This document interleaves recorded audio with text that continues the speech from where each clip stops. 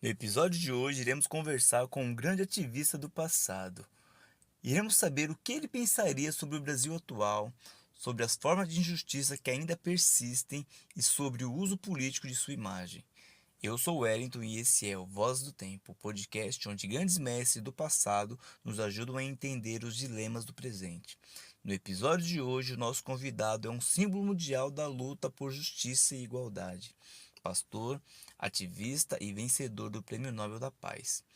Ele enfrentou a segregação racial com coragem e inteligência, e suas palavras ecoam até hoje.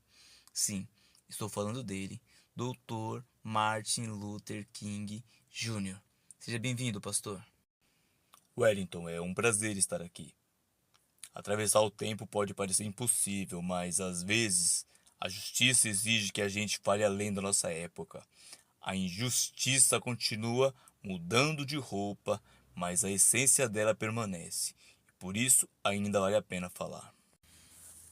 Pastor King, eu queria começar falando com o senhor explicando como era, de fato, estar nos Estados Unidos em meio àquela segregação racial.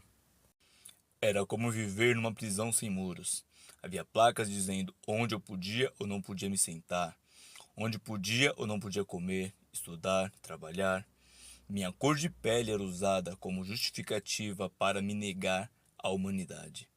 Mas mesmo atrás dessas grades invisíveis, acreditamos que a alma era livre. Foi daí que nasceu o movimento, da fé de que um dia aquilo não seria mais tolerado. Quando eu estava na prisão, eu escrevi uma carta e lá eu disse: a injustiça em qualquer lugar é uma ameaça à justiça, em todo lugar.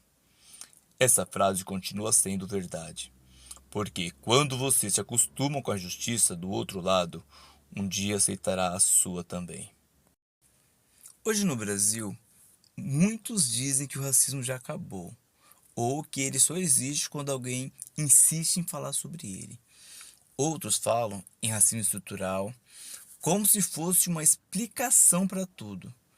Qual é a visão do senhor sobre isso? Estruturas não precisam ser vistas para serem sentidas.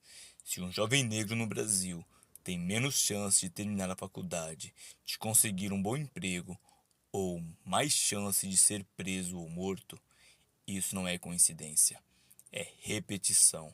E quando a repetição dói, sempre nos mesmos corpos, estamos falando de estrutura.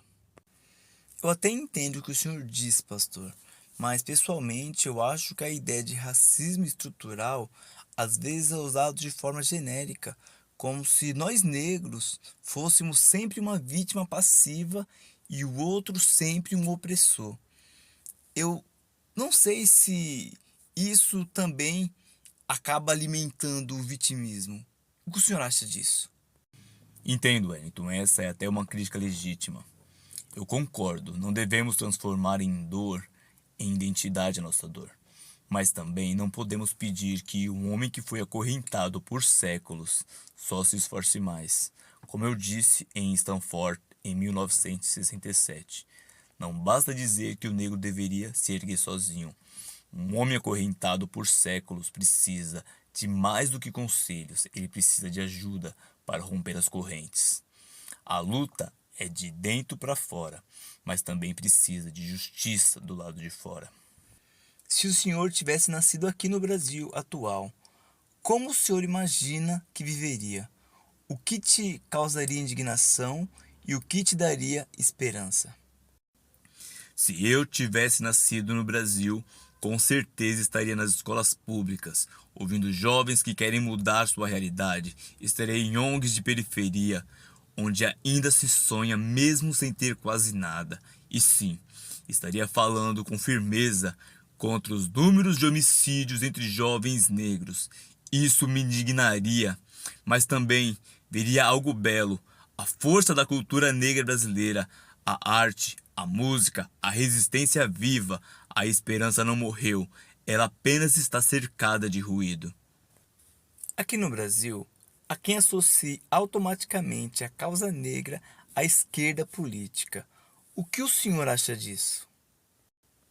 A justiça não é de esquerda nem de direita, Ela é um princípio eterno. Se usamos a dor do povo para fazer propaganda, traímos a causa. Se usamos a justiça para excluir quem pensa diferente, também traímos a causa. Eu era um pastor cristão, um pacifista. Nunca fui revolucionário violento, nem ideólogo partidário.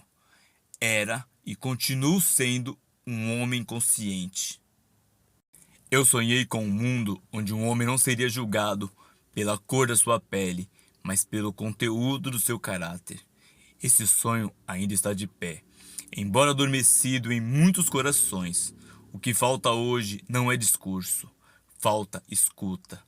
Continue marchando, não contra os outros, mas em direção à verdade, porque enquanto houver desigualdade, ainda há missão, e enquanto houver coragem, ainda há esperança.